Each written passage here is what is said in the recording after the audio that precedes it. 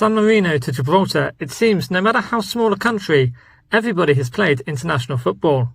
Even places that aren't officially recognised as countries have national football teams. But there's one country that's a member of the United Nations and International Monetary Fund that's competed in the Olympics and the Commonwealth Games, but still hasn't played an official international football match. Welcome to the Republic of Nauru. The Pacific Island is the world's third smallest country. It's about a third the size of Manhattan and is larger than just the Vatican City and Monaco. It has about 10,000 residents and has been an independent nation since 1968. Nauru was briefly one of the richest countries in the world, making its fortune from phosphate mining. Now those mines have largely dried up and the country is struggling a bit financially, but soon it will take part in its first ever international football match. My name is Steve and I'm a football expert specialising in football finance and world football. Earlier this year, I interviewed two of the people trying to make international football on Nauru happen. I'll give you the inside story of Nauru's attempts to become an international footballing powerhouse, but before that, why don't you give this video a like and subscribe? Okay, back to international football on Nauru. Like all good ideas, it started with a pub crawl. Tour guide Gareth Johnson, who runs Young Pioneer Tours, is one of the few non-Nauru natives to visit the island regularly.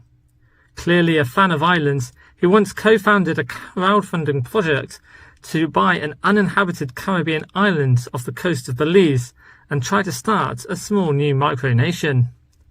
As part of his tours to Nauru, he runs a pub crawl around the island's 4 pubs and a carvery. Johnson talked to officials while he was on the island about starting a football federation. One thing led to another, and he found himself the CEO of the Nauru Soccer Federation. He says he's seen some people have kick-arounds on the island, but there's no organised football structure. Nauru does punch above its weight when it comes to sports in general though, particularly Australian rules football, which is the most popular sport on the island.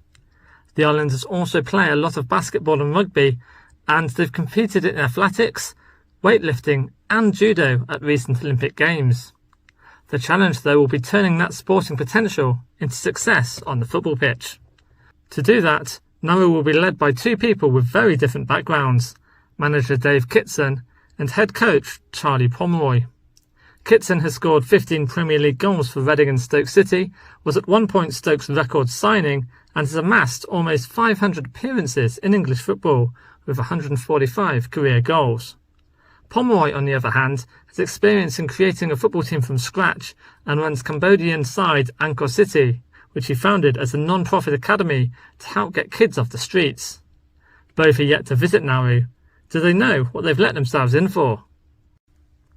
At least they've given themselves a fighting chance by choosing as their opponents in their first game ever American Samoa.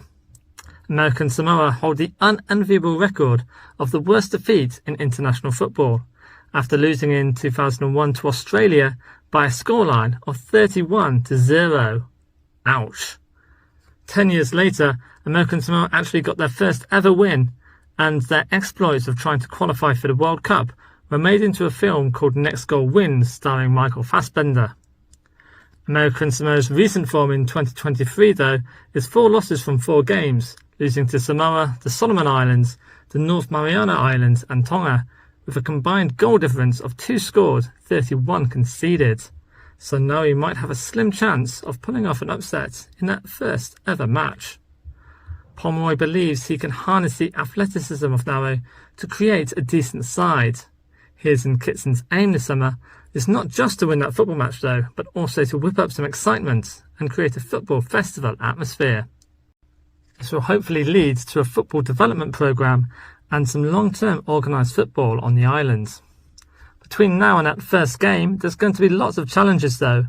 While the project does have the blessing of Nauru's government, the exact amount that it can achieve will depend on how much money can be raised, mainly through shirt sales and sponsorship.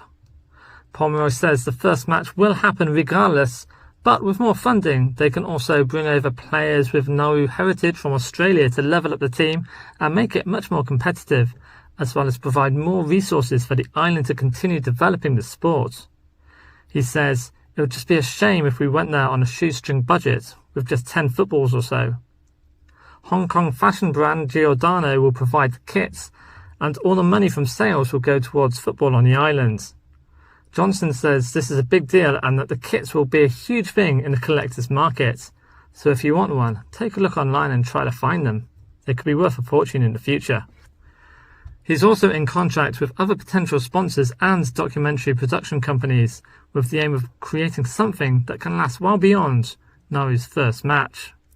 So what are your score predictions for Nauru against American Samoa? Please let us know in the comments below. Thanks for watching. See you next time.